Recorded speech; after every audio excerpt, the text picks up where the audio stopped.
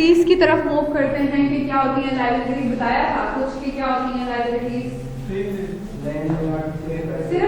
सिर्फ देन, लेन नहीं, सिर्फ देन, यानी आपके जो कर्जे हैं, लेने वाले तो आपकी रिसीवेबल्स होते हैं, ठीक है, वो सारे पैसे जो आपने लेने हैं वो आपकी रिसीवेबल्स हैं। लाइबिलिटीज बेसिकली वो तमाम चीजें होती हैं जो कि आपको येट टू पे है, जो आपको पे करनी है, जो आपको देनी है, वो सारी की सारी चीजें आपकी क्या कहलाती हैं, लाइबिलिटीज कहलाती हैं। लाइबिलिटीज में कौन कौन सी चीजें इंक्लूड होती हैं, अकाउंट्स पेएबल, पेरोल, एंड इसके अलावा कोई लोन जो आप ले लेते हैं वो लाइबिलिटीज कहलाती हैं। जी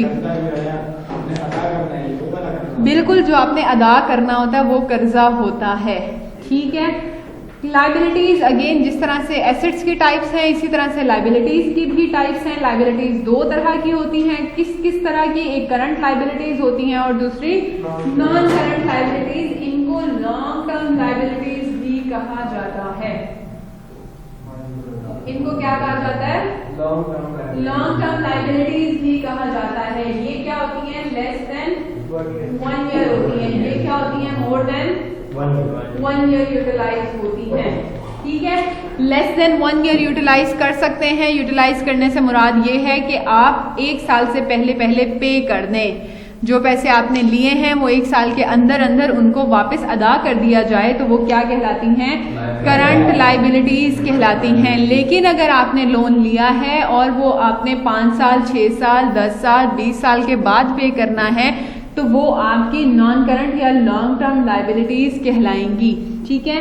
कौन कौन सी लाइबिलिटीज इसके हेड में आती हैं, बॉन्ड्स हमेशा आपके नॉन करंट लाइबिलिटीज का हिस्सा बनते हैं। Accounting for bond issues, accounting for bond retirement and this bonds के जितने भी मामलात हैं या नोट्स पेएबल जो लॉन्ग टर्म के लिए होते हैं वो सारे के सारे नॉन करंट लाइबिलिटीज में आते हैं। इसके अलावा note payable, sales payable, unearned revenue भी आपकी लाइबिलिटी है। पेमेंट रिसीव्ड इन एडवांस, ठीक है।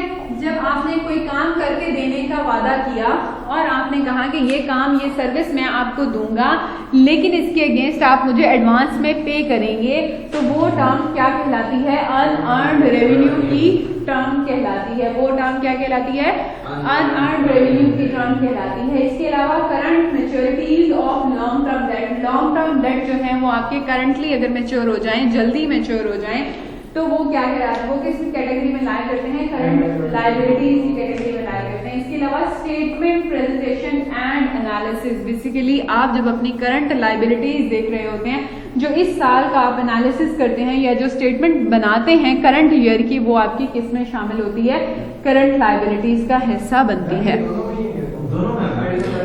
आप करंट की अलग से एनालिसिस करते हैं ना, करंट का कि इस साल हमने कितने पैसे लेने हैं, इस साल हमारा जो है वो क्या रिजल्ट होगा लाइबिलिटीज का, ठीक है। और अगले साल के लिए आपने जब अपने बिल्स आते हैं या आप लोग जब अपना बजट प्रिपेयर कर रहे होते हैं घर में तो उस वक्त आप लोग इस चीज का ख्याल रखते हैं कि इस साल किस किस के पैसे लेने वाले हैं।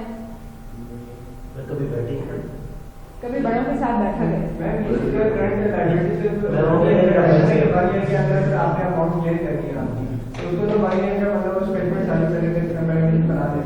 लेकिन जब नॉन करंट है वो उसका कोई स्पेसिफिक टाइम नहीं है, वो 1 साल हो सकती है, 2 साल हो सकती है, 3 साल, 5 साल, तो उसकी स्टेटमेंट के हिसाब से कैसे वो करते हैं।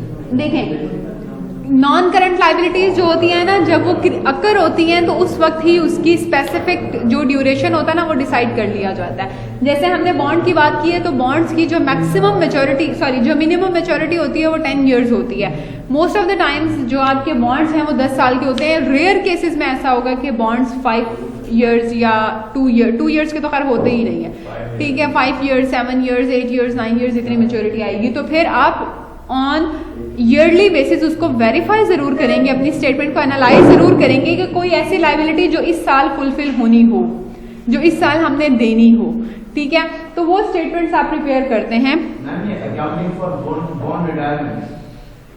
ये जब हम बॉन्ड्स का टॉपिक पढ़ेंगे तो उसमें आपको डिटेल से पढ़ाऊंगी, इस वक्त ये आपके पढ़ने की चीज नहीं है अभी, ठीक है जी। तो क्या है एक्सपेंसेस, एक्सपेंसेस क्या होते हैं, पढ़ा दिए थे। वो तमाम अखराजात जो कि आप अपने बिजनेस को चलाने के लिए करते हैं वो क्या कहलाते हैं, एक्सपेंसेस कहलाते हैं। And expense is any cost. Expense जो है वो क्या होता है, कॉस्ट होती है इनकर्ड बाय बिजनेस। अब कॉस्ट क्या है, कॉस्ट में और एक्सपेंस में क्या डिफरेंस है?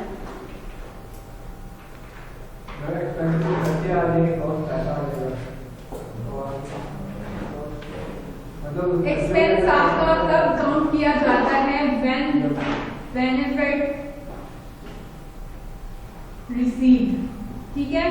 जब बेनिफिट ले लिया जाए किसी भी किए हुए खर्चे का, यानी आपने एक लेट्स सपोज आपने अगर ये खरीदी है, एक आपने कॉपी खरीदी है या एक रजिस्टर आपने खरीद लिया है, जब तक आप उसे यूज नहीं करेंगे, जिस दिन आपने खरीदा उस दिन आपकी क्या है वो कॉस्ट है। लेकिन आहिस्ता आहिस्ता आप उसे यूटिलाइज करते जाएंगे। आपकी हाफ अगर रजिस्टर आप यूटिलाइज कर लेते हैं, आप फिल कर लेते हैं, तो इट मीन्स कि आपने आधी कॉस्ट को यूटिलाइज कर लिया है, आधी कॉस्ट आपकी एक्सपेंस बन गई है।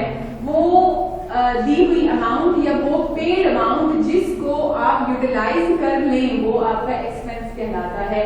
और कॉस्ट क्या होती है, वो अमाउंट जो पे तो कर दी जाए लेकिन उससे आपने बेनिफिट लेना हो वो क्या कहलाती है, कॉस्ट कहलाती है। This is the main difference. जब आपने बेनिफिट लेना होता है किसी प्रोडक्ट से, बेनिफिट लेने के लिए जब आप कोई एक्सपेंस करते हैं यानी कोई पेमेंट करते हैं तो वो कॉस्ट कहलाएगी।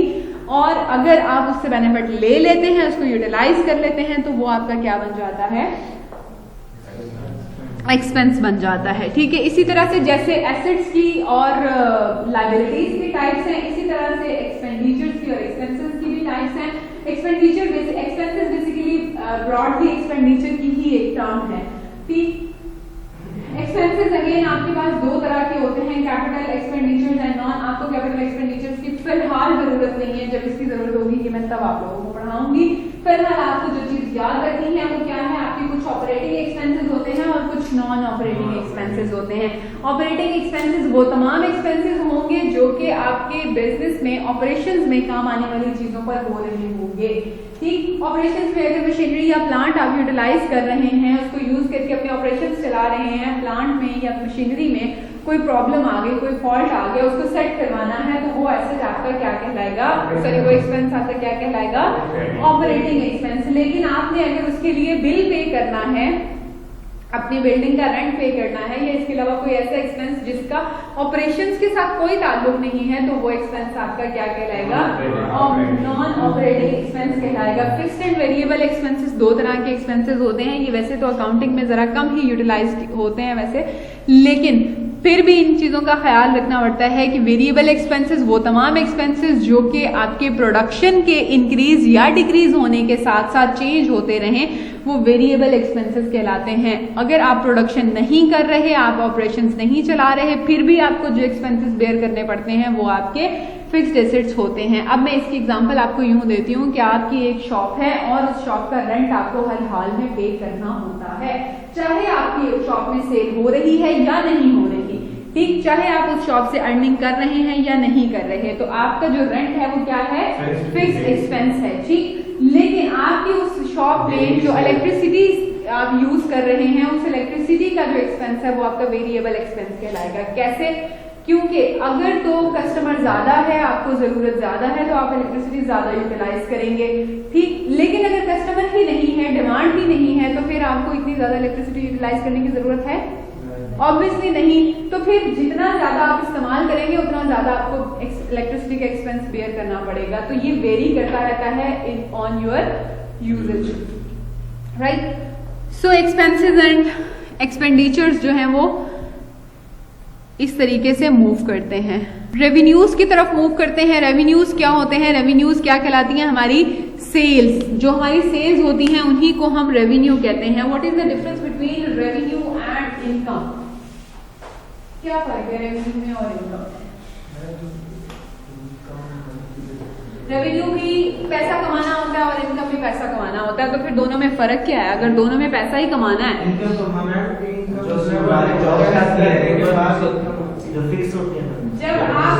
आप जब सेल करते हैं तो आपको जो अमाउंट रिसीव होती है उसको हम कहते हैं रेवेन्यू। जो लमसम अमाउंट, जो ग्रॉस अमाउंट आपको रिसीव होनी है, यानी आपने अपना कोई भी आप प्रोडक्ट बना रहे हैं, उस प्रोडक्ट को सेल आउट कर दिया 10,000 रुपीज का।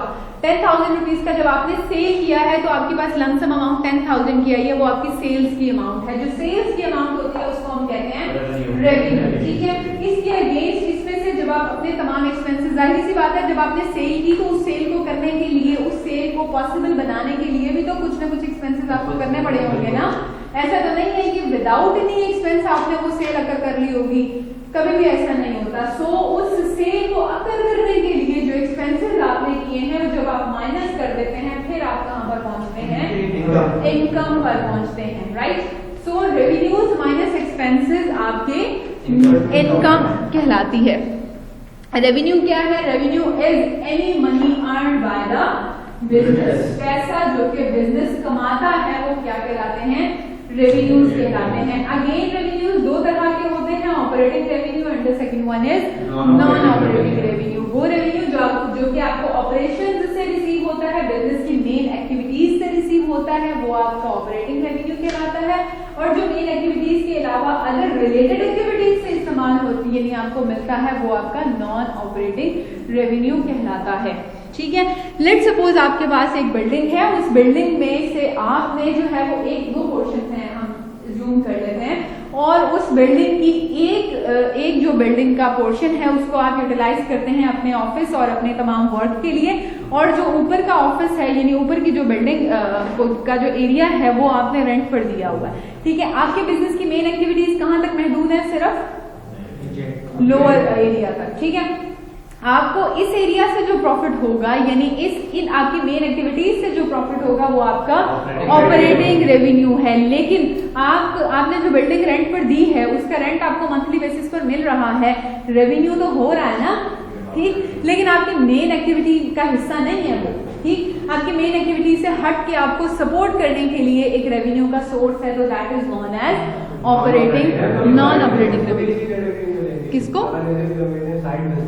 यस, जिसको हम नहीं, साइड बिजनेस डिफरेंट एक चीज हो जाती है। वो अगर आप पर्सनली जाकर देखें ना, एक इंडिविजुअल के लिए अकाउंटिंग जब आप करें तो तब आप कह सकते हैं कि इसका ये साइड बिजनेस है, लेकिन साइड बिजनेस को आप एक बिजनेस का साइड बिजनेस नहीं होता, बिजनेस का अपना साइड बिजनेस नहीं होता। बिजनेस जब अपनी अकाउंटिंग कर रही होती है तो बिजनेस ने फिर उसमें देखना है कि मेरी मेन एक्टिविटीज क्या है। यहाँ ये देखिए आपके पास मेंशन है, मेन एक्टिविटीज से जो चीज आपको रिसीव होगी वो आपकी ऑपरेटिंग इनकम, और जो is not related to your business day to day activities, ठीक। हर वो चीज जो आपकी बिजनेस की day to day related activities से रिलेटेड नहीं होती वो नॉन ऑपरेटिंग एक्सपेंसेस कहलाती है। बिल्डिंग के ऊपर के पोर्शन का जो रेंट है, क्या वो आपके ऑपरेशंस का हिस्सा है?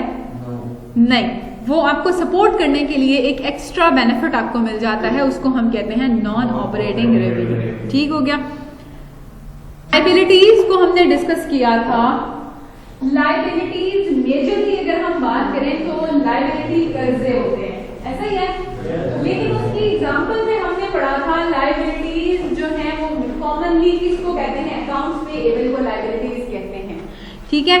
ब्रॉडरली अगर हम देखें तो लायबिलिटीज हमारे कर्जा जात हैं, लेकिन क्या हर लायबिलिटी की भी तो कैटेगरीज हमने पढ़ी है ना कि दो तरह की लायबिलिटीज होती हैं, current liabilities and non current liabilities, ठीक। तो जब हमने नॉन करंट और नॉन करंट दो को देख लिया तो फिर हम कहते हैं कि जो हमारे करंट लायबिलिटीज होती हैं उनमें आपने देखा ना कि अकाउंट पेएबल हमने लिखा हुआ था, ठीक। अकाउंट पेएबल बेसिकली हमने किसी से पैसे लिए और उसको 1 या 2 माह के अंदर या 4 माह या 8 माह के अंदर हमने उसको पेमेंट करनी है, यानी शॉर्टर टाइम पीरियड। जो आपकी करंट लायबिलिटीज है वो किस हेड में रिकॉर्ड की जाएंगी? उनका हेड बनता है अकाउंट पेएबल। यानी ब्रॉडली अगर मैं बात करूं, जिस तरह से आपके सामने अगर वो हो वही वाली डायग्राम हो जो मैंने अभी थोड़ी देर पहले आपको दिखाई थी, लायबिलिटीज के साथ हमारी क्या होती हैं? Current liabilities and non current liabilities. Current liabilities का जो हेड बनेगा करंट लायबिलिटीज और उसका हेड बनेगा अकाउंट्स पेएबल। अकाउंट्स पेएबल के अंदर फिर आप लिखेंगे कि आपने असद के पैसे देने हैं, आपने अली के पैसे देने हैं, आपने जो है जी हमारे के पैसे देने हैं, व्हाटएवर आपने जिस चीज की भी पेमेंट करनी है वो किस हेड में आपने रिकॉर्ड करनी है? अकाउंट पेएबल के हेड में रिकॉर्ड करनी है। सो अकाउंट पेएबल्स किसका सब हेड बनते हैं? आपकी करंट लाइबिलिटीज का। ठीक हो गया।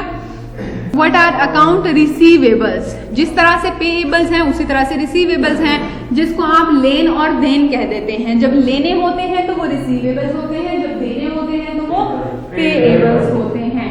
ठीक है। इसी तरह से जिस तरह से हमने पेएबल की बात की, तो जिन लोगों से लेने हैं उन लोगों का हेड बन जाएगा अकाउंट रिसीवेबल। ठीक है। लेकिन वो करंट लायबिलिटीज के अंदर नहीं आते, वो करंट एसेट्स के अंदर आते हैं। अकाउंट रिसीवेबल किस हेड के अंदर आते हैं? करंट एसेट्स के अंडर आते हैं, जबकि करंट अकाउंट पेएबल्स जो हैं वो करंट लायबिलिटीज के हेड में आते हैं। दो डिफरेंट चीजें हैं। ठीक। पेएबल्स किसका हेड बनेगा? लायबिलिटीज का, देने वाले पैसे हैं, और आने वाले जो पैसे हैं उसका बेनिफिट आपको मिलना है, वो आपके एसेट्स हैं। वो रिसीवेबल्स जो हैं वो उसी के हेड में आएंगे। हमने दो चीजें पढ़ी हैं, क्या क्या? एक रेवेन्यू और दूसरा एक्सपेंस। अब करना क्या है? अक्रूड रेवेन्यू, अक्कर हो जाना मतलब परफॉर्म हो जाना। ठीक है। अब अक्रूड रेवेन्यू क्या कहता है कि revenue is recognised, revenue recognise हो चुका है। ठीक। लेकिन कैश हम बाद में लेंगे। कैसे? आप अपने किसी भी कस्टमर को, आपके कस्टमर ने कहा कि मेरा जो प्रिंटर है सपोज वो खराब हो गया, आप आए और मुझे ये प्रिंटर जो है वो बना कर दे दें। ठीक है। आप अपने कस्टमर के पास गए और आपने उसको प्रिंटर बना के दे दिया, बट उसने ऑन द टाइम आपको पेमेंट नहीं की। उसने कहा कि इसकी पेमेंट आपको लेटर ऑन, एक हफ्ते के बाद, एक महीने के बाद कर दी जाएगी। अब इस रेवेन्यू पर आपका हक हो गया। अब आप किसी भी वक्त जाके उसे क्लेम कर सकते हैं कि मुझे ये पैसे दो। समझ आ गई बात की? कैसे कि आप पैसे कमा लेकिन कुछ दिन के बाद। तो ऐसे रेवेन्यू को हम क्या कहते हैं? Accrued revenue. अक्कर होने के बाद, यानी अक्कर पहले हो जाए और बाद में। अगर जिस तरह से मैंने पेमेंट इन एडवांस लिखा था, उसी तरह से मैं यहां पर लिख दूं कि receive payment after performing duty. जो भी आपकी ड्यूटी है उसको परफॉर्म करने के बाद आप जो पैसे लेंगे वो आपका क्या कहलाएगा? अक्रूड रेवेन्यू कहलाएगा। और एक्सपेंसेस का भी बिल्कुल ऐसे ही है। एक्सपेंसेस रिकग्नाइज हो जाए लेकिन कैश दिया जाए बाद में। अच्छा, दो लोग एक ट्रांजैक्शन में दो लोग इन्वॉल्व होते हैं, दो पार्टीज इन्वॉल्व होती है ना एक ट्रांजैक्शन में। एक ट्रांजैक्शन अगर आपको समझ आ गई है तो दूसरी ट्रांजैक्शन ऑटोमेटिकली, दूसरा उसका जो इफेक्ट है वो ऑटोमेटिकली समझ आ जाना चाहिए। एक बंदे का रेवेन्यू था, दूसरे का एक्सपेंस था। एक का रेवेन्यू दूसरे का एक्सपेंस तो बनेगा ही बनेगा ना। ऐसा तो नहीं हो सकता आपका रेवेन्यू हो किसी और का खर्चा हो ही ना हो। आपने प्रिंटर ठीक करवाया तो आपका खर्चा हुआ, जो ठीक करके गया उसने उसका बेनिफिट लिया। ठीक है, उसके लिए वो रेवेन्यू है। ठीक हो गया। दोनों पार्टीज में से एक का रेवेन्यू दूसरे का एक्सपेंस है। अक्रूड रेवेन्यू से क्या मुराद है कि कैश लेटर ऑन रिसीव किया जाएगा। तो इसी तरह से अगर कैश लेटर ऑन रिसीव किया जाएगा तो पे भी तो बाद में किया जाएगा ना। जब पे करोगे तभी वो रिसीव करेगा, जब तक पे नहीं होता तब तक वो रिसीव कैसे कर ले। ठीक। तो आपने एक वर्ड को मद्देनजर रखते हुए दोनों चीजों को याद करना है कि अक्रूड में पेमेंट जो है वो लेटर होती है। समझ आ गई? अक्रूड में पेमेंट लेटर ऑन होती है, जबकि डेफर्ड रेवेन्यूज भी हैं और डेफर्ड के एक्सपेंसेस भी हैं। ये क्या होते हैं? कैश यानी यहां पर मैं क्या कह दूं कि एडवांस पेमेंट रिसीव या पेड। पेड क्या से क्या मुराद है? एक्सपेंस पे करना, हमारे जेब से निकल जाना, अखराजात हो जाना यानी खर्चा हो जाना। और रिसीव से क्या मुराद है? इनकम। ठीक हो गया। डेफर्ड आपको बताता है कि पेमेंट इन एडवांस, अक्रूड आपको बताता है कि पेमेंट इज लेटर। समझ आ गई? तो आपने इस चीज की वजह से आपको ऑब्जेक्टिव में तो शायद जरूरत पड़े, और सब्जेक्टिव में जब आप अपने इनकम स्टेटमेंट्स या अपने फाइनेंशियल स्टेटमेंट्स पर मूव करेंगे तब आपको इसकी जरूरत पड़ेगी। Okay, what is inventory? Inventory basically हमारे पास जो चीजें मौजूद हो जाती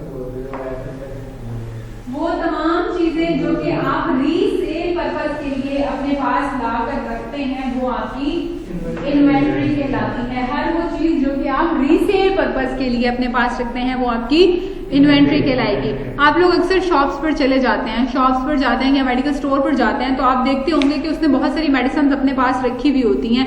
वो क्यों रखी हुई होती हैं? उसने सेल करने के लिए रखी होती है ना, तो बेसिकली वही उसकी इन्वेंट्री है। और रीसेल पर्पस जितनी भी प्रोडक्ट्स आप अपने पास रखेंगे वो आपकी इन्वेंट्री कहलाएगी। इन्वेंट्री में ये भी तो है कि अगर हमारा अपने पास रखी है सिर्फ इन्वेंट्री में, तो हमारी जरूरत है, सिर्फ हमारी जरूरत की चीज है वो भी इन्वेंट्री होगी नहीं। सेल होगी। अब जो आपकी पर्सनल यूज के लिए है वो आपकी इन्वेंट्री नहीं है, जो फॉर रीसेल पर्पस है जस्ट वही आपकी इन्वेंट्री है। जो आपके पर्सनल यूज के लिए वो आपका एसेट है जिससे आपने बेनिफिट लेना है। गेम के अंदर जो इन्वेंट्री हमारी है उसके अंदर हमारे बॉक्स में हमारे को आउटपुट है जो कि मतलब परमानेंटली तौर पे हमें दिए गए हैं, तो वो बेसिकली जो आप परमानेंटली आपको दे दिए जाते हैं वो आपके एसेट्स होते हैं। वो बेसिकली इन्वेंट्री, अगर आप लोग बैकएंड पे चले जाएं, अगर आप अपनी वो वाली एक स्लाइड याद करें जिसमें करंट एसेट्स की पहली जो हेडिंग है वो इन्वेंट्रीज है। इन्वेंट्रीज करंट एसेट्स के हेड में लाया करती हैं, इसलिए उसको डायरेक्टली आपको इन्वेंट्रीज कहकर बताता है। ठीक है, सो व्हाट इज इक्विटी? क्या होती है इक्विटी? मैंने आपसे क्या कहा था कि आपने बिजनेस शुरू करना है तो अगर जिस अमाउंट से आप बिजनेस शुरू करते हैं वो अमाउंट आपकी इक्विटी कहलाती है। ये भी पॉसिबल है कि आपके पास खुद के पास ही इतने एसेट्स हैं कि आपने बस उसी से अपना काम शुरू कर दिया विद जीरो लायबिलिटी, आपको किसी से पैसे लेने ही नहीं पड़े। ठीक है, आपने खुद अपने ही जो भी एसेट्स थे, कुछ पैसे थे, कुछ बिल्डिंग थी और कुछ और अदर एसेट्स आपके पास मौजूद थे जिनको यूज करते हुए आपने कहा कि मैं अपना बिजनेस शुरू कर लेता हूँ। ठीक, हर वो चीज, वो एसेट भी हो सकता है, वो पैसा भी हो सकता है, वो लायबिलिटीज भी हो सकती हैं। हर वो चीज जिससे ऑनर अपना बिजनेस स्टार्ट करता है वो क्या कहलाती है? ऑनर की इक्विटी कहलाती है। ठीक हो गया।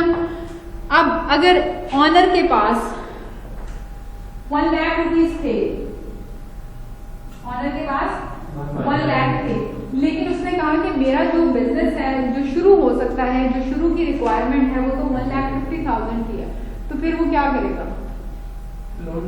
ऑब्वियसली वो लोन लेगा, वो किसी और पार्टनर को कहेगा कि आप आए मेरे साथ बिजनेस करें, तो फिर जो लायबिलिटीज हैं उसकी वो कितनी असर हो जाएंगी?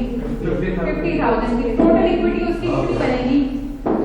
सॉरी, ये माइनस हो जाएगी। इसमें यहाँ आना बेसिकली उसने आपका जो इक्वेशन बनती है ना वो ऐसे बनती है, assets equals to owner's equity liabilities plus owner. ठीक है, इक्वेशन आपको कहती है कि आपकी ऑनर इक्विटी में जितनी भी चीजें हैं जिस पर आपका क्लेम है, जिससे आपने बिजनेस स्टार्ट किया वो, और मुमकिन है कि आपने कोई लायबिलिटी भी ली हो। ठीक है, ये दोनों चीजें मिलकर अब आप जिस एक स्पेसिफिक अमाउंट से या एक स्पेसिफिक जिस भी कैटेगरी से आप बिजनेस स्टार्ट कर रहे हैं वो आपका क्या कहलाता है? एसेट। यानी अगर आपने कैश लिया वो भी आपका एसेट है, अगर आपके पास बिल्डिंग थी वो भी आपका एसेट है, अगर आपने बॉन्ड खरीद लिए, बॉन्ड एसेट्स में आते नहीं है, मार्केटेबल सिक्योरिटीज इसमें नहीं आती, अगर आपने मशीनरी खरीदी है वो भी आपका एसेट है। अच्छा, अगर आपने फर्नीचर खरीदा है वो भी आपका एसेट है। इन सारी चीजों से आपने बिजनेस शुरू किया, यानी आपके टोटल एसेट्स कितने हुए? ये सारे के सारे।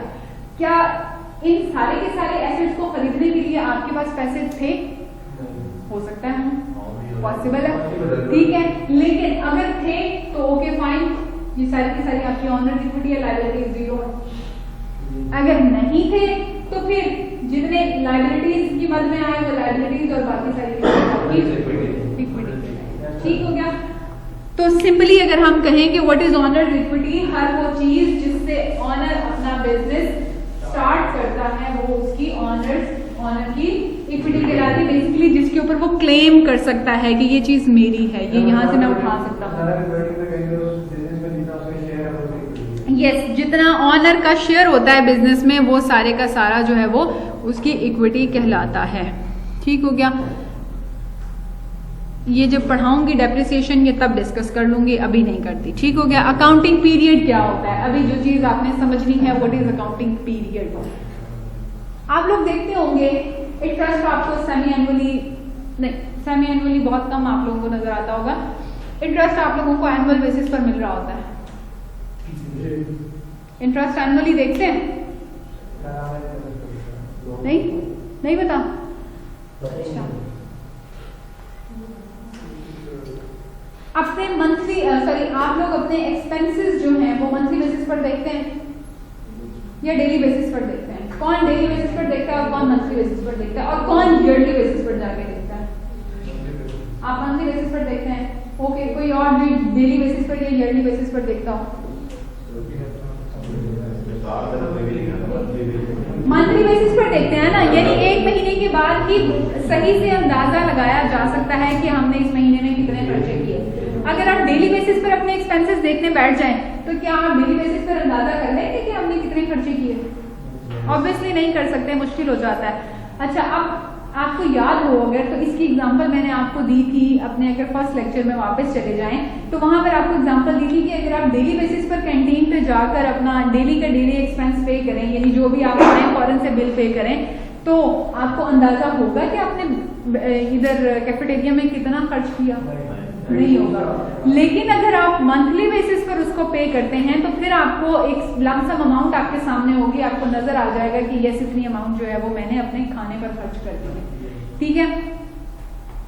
तो इसी तरह से अकाउंटिंग में भी अकाउंटिंग की तमाम जो स्टेटमेंट्स हैं, यानी जिस तरह से आइडेंटिफाई किया, रिकॉर्ड किया, क्लासिफाई किया, तो क्या हर रोज हम आइडेंटिफाई करके, रिकॉर्ड करके, क्लासिफाई करके, एनालाइज करके, समराइज करके फाइनल रिजल्ट्स देंगे? ऑब्वियसली नहीं, हर रोज नहीं देंगे। ठीक, तो क्या करेंगे? हर रोज का काम क्या है? हर रोज का काम सिर्फ आइडेंटिफाई करना है, रिकॉर्डिंग करना है, बस। डेली बेसिस पर आपको ट्रांजैक्शन जैसी अगर होती जाती है आप उसे आइडेंटिफाई करके रिकॉर्ड करते हैं। ठीक। अच्छा, जब आप रिकॉर्ड कर लेते हैं तो फिर आप एक साल के बाद, यानी जनरली अकाउंटिंग पीरियड कितने टाइम का होता है? 12 महीनों का होता है। ठीक, 12 महीनों के बाद यानी एक साल के बाद आप जाके अपनी प्रोग्रेस चेक करते हैं कि हमारी प्रोग्रेस क्या है, हम किस लेवल पर स्टे कर रहे हैं, हमारी बिजनेस की फाइनेंशियल पोजीशन क्या है, ये तमाम की तमाम चीजें जो हैं वो किस तरह से मूव कर रही हैं। उसमें क्या लिखा कि बिजनेस एक्टिविटीज कीप गोइंग, चलती रहती हैं, but accountants have to draw the line somewhere. Accountants को इन 12 महीनों में अपने तमाम रिकॉर्ड्स मेंटेन करने होते हैं और 12 महीनों के बाद इन्होंने क्या करना होता है? क्लासिफाई भी साथ साथ करते रहते हैं ऑन मंथली बेसिस, लेकिन 12 महीनों के बाद इन्होंने एनालाइज करके, समराइज करके फाइनल रिजल्ट्स जो है वो सीईओज को, मैनेजर्स को देने होते हैं कि ये हमारे साल की परफॉर्मेंस है। आप बैठ के इसको देखें, जज करें कि कहाँ कमी है, कहाँ पर हम सही चल रहे हैं, फिर जो प्रॉब्लम्स उनको नजर आती हैं उनको आइडेंटिफाई करके बेहतर करने की कोशिश की जाती है। ठीक हो गया। अच्छा,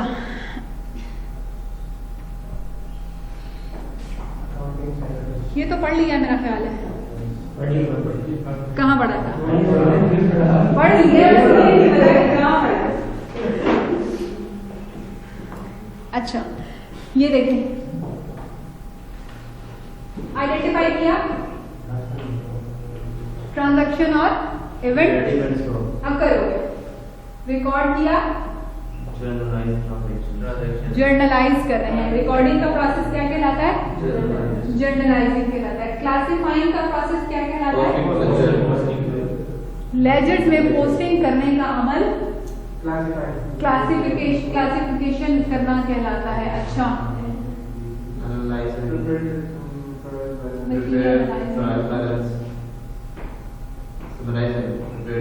समरी बना लेते हैं हम इन दोनों की, समराइज करते हैं। ठीक है, जब समराइज कर लिया तो फिर फाइनल रिजल्ट्स जो होते हैं वो बेसिकली बेसिकली आपको यहाँ से स्टार्ट करते हैं, एडजस्टमेंट करते हैं, देन एडजस्टेड ट्रायल बैलेंस और फिर फाइनेंशियल स्टेटमेंट्स प्रिपेयर करके उनको क्लोज करके पोस्ट क्लोज ट्रायल बैलेंस बनाकर फिर आपको वापस ले आते हैं। चलो जी दोबारा से आइडेंटिफिकेशन शुरू कर दो। समझ आई? ये प्रोसेस होता है। अकाउंटिंग की डेफिनेशन अगर याद हो जाए ना तो आप लोग समझ लीजिएगा कि अकाउंटिंग साइकिल आपको याद हो गया है, ठीक। और आपका मिड का जो पार्ट है वो सिर्फ अकाउंटिंग साइकिल है। मिड में आपने सिर्फ अकाउंटिंग साइकिल को पूरा करना है। खुद ही अंदाजा कर लें, ट्रांजैक्शन इवेंट अकर करना एक प्रोसेस, जर्नलाइजिंग दूसरा प्रोसेस, पोस्टिंग तीसरा, ट्रायल बैलेंस प्रिपेयर करना चौथा, एडजस्टमेंट पांचवा, और फिर एडजस्टेड के बाद आपने फाइनेंशियल स्टेटमेंट बना के अकाउंट्स को क्लोज कर देना है। ये पूरे का पूरा साइकिल आपका मिड का आपका सिलेबस है। ये जो हेडिंग है ना नहीं मैं पढ़ाऊंगी, आप क्यों खुद ढूंढेंगे? बस आप इतनी मेहरबानी कर दिया करें कि जिस वक्त लेक्चर हुआ करे उस वक्त आप अपनी क्लास में हाजिर हुआ करें और दिमाग को भी हाजिर रखा करें, बस ठीक है ना। बाकी पढ़ाया आप लोगों को सब कुछ यही जाएगा, आप लोग बेफिक्र रहें, कुछ भी आप लोगों को खुद नहीं पढ़ना। अच्छा करते हैं, बस से बड़ी जल्दी है, बस बस बस।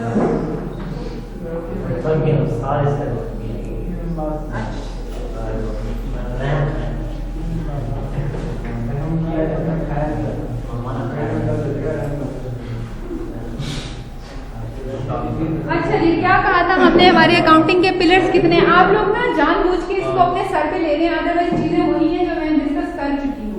आज मैं सिर्फ रिफ्रेश कर रही हूँ। ये सारी की सारी चीजें मैंने आप लोगों के साथ पहले लेक्चर में डिस्कस की थी।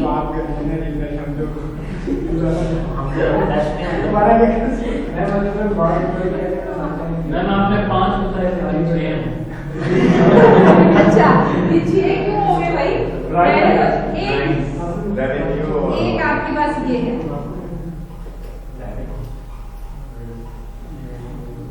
हाँ बस एक ही है, ठीक है। क्या होती है ड्राइंग्स? ड्राइंग्स बेसिकली वो तमाम अमाउंट या वो तमाम चीजें जो कि ऑनर अपने पर्सनल यूज के लिए बिजनेस में से निकाल कर ले जाता है, जिसका बिजनेस को कोई बेनिफिट नहीं मिलता, वो क्या कहलाती हैं? ड्राइंग्स कहलाती हैं। अब डेबिट क्रेडिट रूल आप लोगों ने लास्ट में समझना है, आप लोगों की कंप्लीट विड्रॉ ही करते हैं, ठीक है, ड्रॉ कर देना, निकाल लेना। लेकिन क्या चीज आपने याद रखनी है यहाँ पर? For personal use. जब वो पर्सनल यूज के लिए विड्रॉ करेगा तो वो ड्राइंग्स कहलाएंगी, लेकिन अगर वो बिजनेस के लिए किसी काम के लिए पैसे निकालता है तो फिर वो ड्राइंग्स नहीं कहलाएंगी, ठीक है। डेबिट क्रेडिट के रूल्स आप लोगों ने याद रखने हैं। मैंने पिछली वाली स्लाइड इसलिए छोड़ी है कि वो आप लोगों को भूल जाएगी। यहाँ पर आपने डेबिट कौन कौन सी चीजें होंगी? जब भी एसेट्स इंक्रीज होते हैं तो वो डेबिट होते हैं। ड्राइंग्स यानी जब भी विथड्रॉ किए जाएंगे फॉर पर्सनल यूज तो वो डेबिट कहलाएंगे। और जी सर हमारी सिफारिश करते हैं। और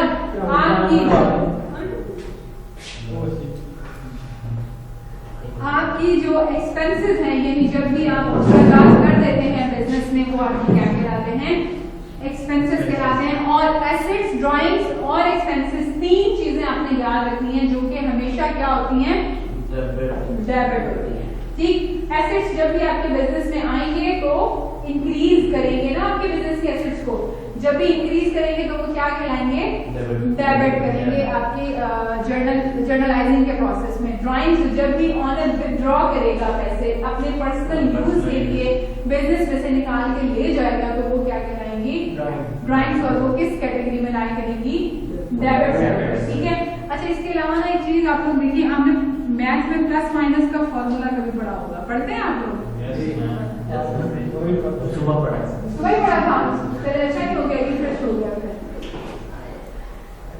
बिजनेस में जब भी एसेट्स में एडिशन होगा तो वो क्या करेंगे? क्या होगा?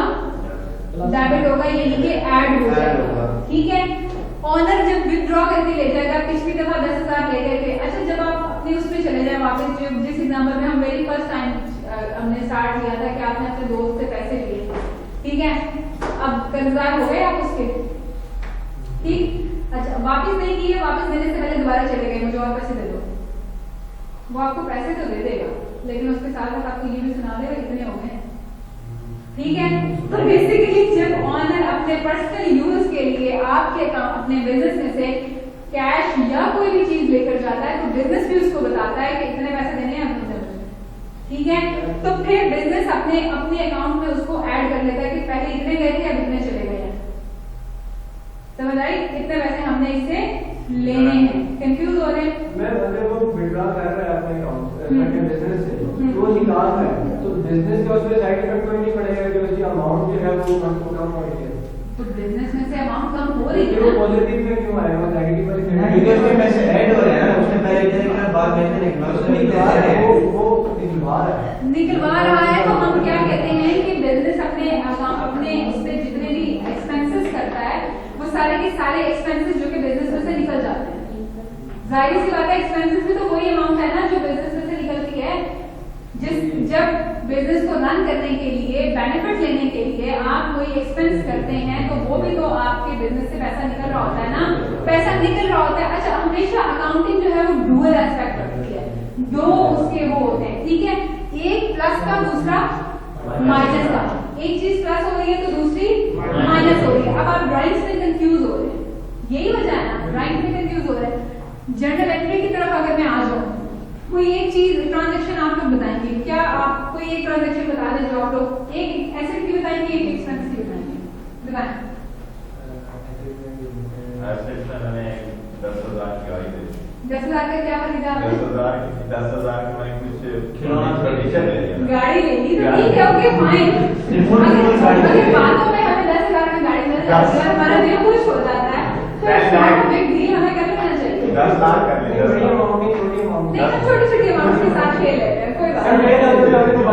हम सोच लेते हैं कि हम आज से कोई 200 साल पीछे चले गए हैं जिस दौर में 100 और 10,000 में गाड़ियां मिल जाए। 10,000। अच्छा चलिए, अब मैंने क्या कहा कि अकाउंटिंग जो है वो डुअल एस्पेक्ट एंटिटी है। डुअल एस्पेक्ट एंटिटी से क्या मुराद है कि उसके दो पहलू होते हैं, यानी एक अगर आ रहा है तो दूसरा जा रहा है, यानी अगर प्लस हो रहा है तो उसके साथ साथ अगेंस्ट में माइनस भी कोई ना कोई चीज होनी है।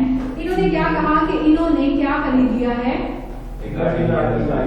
10,000 की इन्होंने गाड़ी खरीद ली है। मैंने क्या कहा है, मैंने आपको कहा कि आपको 200 साल पीछे चले जाओ, ठीक है ना। चले कोई बात नहीं, इनको गाड़ी के यकीन नहीं आ रहा है, तो हम कहते हैं कि आपने 10,000 का फर्नीचर खरीद लिया, ठीक है। अच्छा, 10,000 का आपने फर्नीचर खरीदा है 10,000 रुपीज। फर्नीचर कैसे खरीदा है? जब भी आप कोई ट्रांजैक्शन करते हैं, जब भी आप कोई चीज परचेज या सेल करते हैं, परचेज करें या सेल करें, मेरी बात को जरा गौर से सुनना है, परचेज करें या सेल करें तो सिर्फ दो ही सूरतें आपके सामने होती हैं। कौन कौन सी? या तो पैसे मिल जाएंगे या बाद में आएंगे, ठीक है। सेल की सूरत में पैसे या तो आप चीज बेचेंगे और फौरन से पैसे ले लेंगे, एक, या फिर चीज बेच देंगे लेकिन पैसे फौरन से नहीं मिलेंगे, बाद में मिलेंगे, ठीक। परचेज की तरफ अगर हम आ जाएं तो आपके पास दो ही ऑप्शन हैं, या तो आप जब खरीदे उसी वक्त पे करें, ठीक है, और या फिर आप क्या करें, लेटर ऑन पे करें, बाद में पे करें, ठीक है। अब उस सूरत में अगर आप बाद में पे करेंगे तो जाहिर सी बात है आपकी लायबिलिटी इंक्रीज हो जाएगी, लेकिन हम यहाँ कहते हैं कि आपके जो आपने कैश पे पे कर दिया है, यानी कैश पे ही आपने फर्नीचर खरीद लिया है, ठीक है। आपकी जो राइट साइड होती है वो हमेशा डेबिट साइड होती है और जो लेफ्ट साइड होती है वो हमेशा क्या, पेज की, आपका जो पेज है ना कॉपी का, उसकी राइट साइड हमेशा क्या कहलाएगी, डेबिट साइड कहलाएगी, और लेफ्ट साइड हमेशा क्रेडिट साइड कहलाएगी। अच्छा, अब ये दोनों ही मुझे बताएं कि एसेट है या किसी और कैटेगरी में लाए होते हैं? फर्नीचर भी होता है, दोनों ही एसेट है, एक करंट एसेट है, दूसरा नॉन करंट यानी फिक्स्ड एसेट है। फर्नीचर को आपने 1 महीना या 2 महीने इस्तेमाल करके छोड़ तो नहीं देना, फेंक तो नहीं देना, ठीक है ना, उसको आप कई सालों तक यूटिलाइज करेंगे, राइट। सो हमने सबसे पहले क्या बात की कि आपके बिजनेस में जब भी एसेट्स इंक्रीज होते हैं तो क्या होते हैं, ऐड होंगे, यानी कि डेबिट होते हैं, यही चीज नहीं थी, क्या किया,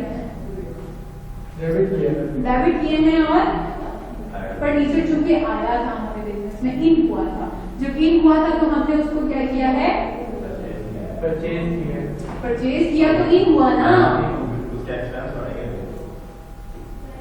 परचेज किया तो इन हुआ था, एक एसेट आपके बिजनेस में आया था, ऐड हुआ, ऐड हुआ, और हमने किस साइड पर नोट डाउन किया, डेबिट।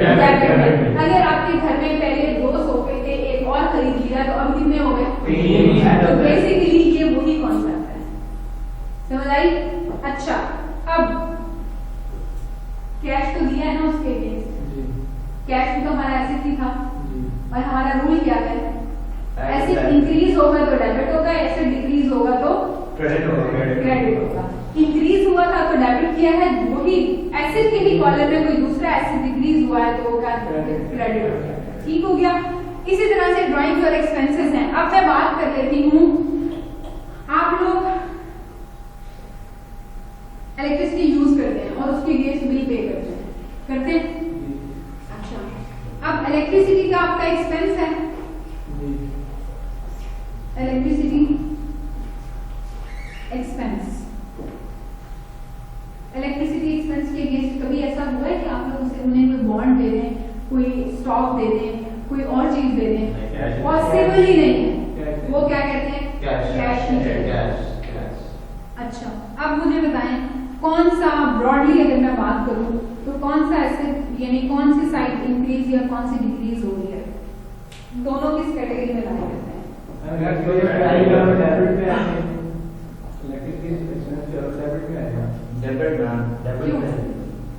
एक्सपेंस है, वो तो आना ही आना है, अच्छा, और हम हम पे पे करेंगे, निकलने हमारी तरफ से जा रहे हैं, तो वो पे करेंगे, ये कॉन्सेप्ट तो समझ आ गया कि पैसे हमारी जेब से जा रहे हैं, लेकिन आप लोगों को ये कॉन्सेप्ट भी इसके साथ ही समझ आना चाहिए कि एसेट जब भी डिक्रीज होगा तो वो क्रेडिट होगा।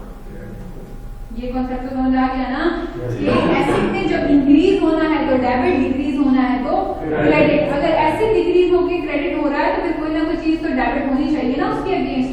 तो डेबिट क्या चीज हो रही है, इलेक्ट्रिसिटी का एक्सपेंस।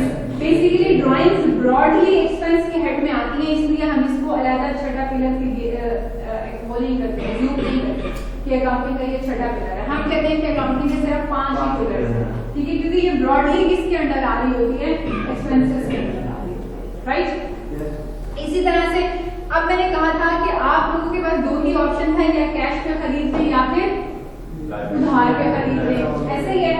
अब जब अगर कैश पे नहीं खरीदते, उधार पे खरीद लेते हैं, तो यहाँ पर नोट करेंगे कि ये मेरा अकाउंट पेएबल है, ये मैंने किसी को पैसे देने हैं, जिस बंदे को देने हैं भूल जाए अकाउंट पेएबल, ये तो याद ही नहीं किसके पैसे देने हैं, भूल जाए, तो यहाँ पर उसका नाम साथ XYZ जो भी उसका नेम होगा वो लाजमी साथ मेंशन करेंगे कि फलां बंदे के इतने पैसे इस मद में देने हैं, ठीक। यहाँ पर देखिएगा कि अकाउंट पेएबल तो है, पता चल गया पैसे देने हैं, लेकिन क्यों देने हैं, आपसे आपको पूछ लेते होंगे, कभी हिसाब दे देते होंगे, तो फिर आपको याद ही नहीं होता होगा क्यों देने, ठीक है ना, वो वैसे तो पूरे आपको कर ही देते हैं, ठीक है। सो अकाउंट पेएबल आपको बेसिकली अकाउंट पेएबल आपकी लायबिलिटीज के हेड में आता है, यही बताया था थोड़ी देर पहले, ठीक है। लायबिलिटीज जब भी इंक्रीज होती हैं तो क्या होती हैं, क्रेडिट होती हैं, ठीक। तो लायबिलिटीज माइनस वाली साइड पर, यानी ये वाली साइड आपकी माइनस की साइड है, ये वाली साइड आपकी प्लस की साइड है, ठीक। तो जब भी इजाफा होना है किस किस चीज में, 2 चीजों में, यानी अगर ड्राइंग्स को मैं वैसे कंसीडर नहीं करती, एसेट्स और ड्राइंग्स जब भी इंक्रीज होंगे तो डेबिट होंगे, लायबिलिटीज, ऑनर्स इक्विटी और रेवेन्यू 3 चीजें हैं जो जब भी इंक्रीज होंगी तो क्या होंगी, क्रेडिट होगी। यानी ये हमेशा आपको अपनी वैल्यू जो है वो किस साइड पर दिखाई देगी, क्रेडिट साइड पर नजर आएगी, ठीक है।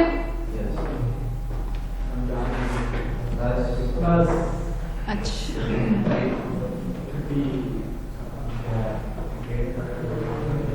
ये क्या है,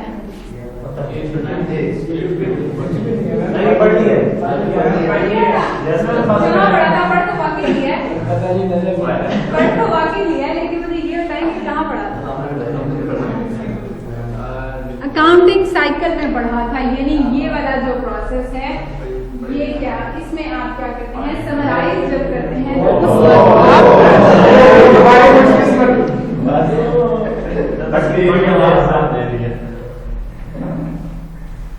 लैपटॉप की हमारी इंशाल्लाह सुबह टर्न ऑफ 15 seconds.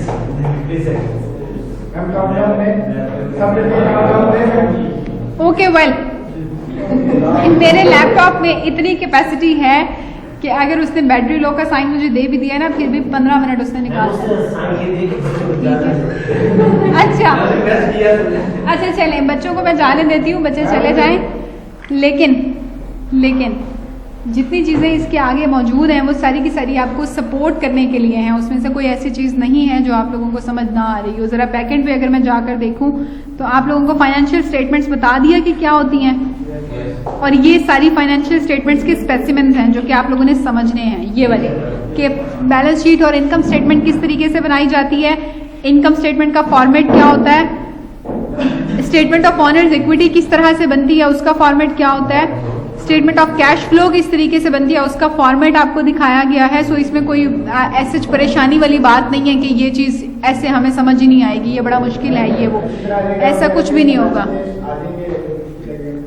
तो फिर आप लोग पूछ लीजिएगा, ठीक है। इसके अलावा अगर बुक कीपिंग, अकाउंटिंग और बुक कीपिंग में क्या डिफरेंस है, तो अकाउंटिंग और बुक कीपिंग का मेन डिफरेंस सिर्फ इतना ही है कि बुक कीपिंग में आप तमाम सिर्फ रिकॉर्डिंग करते हैं।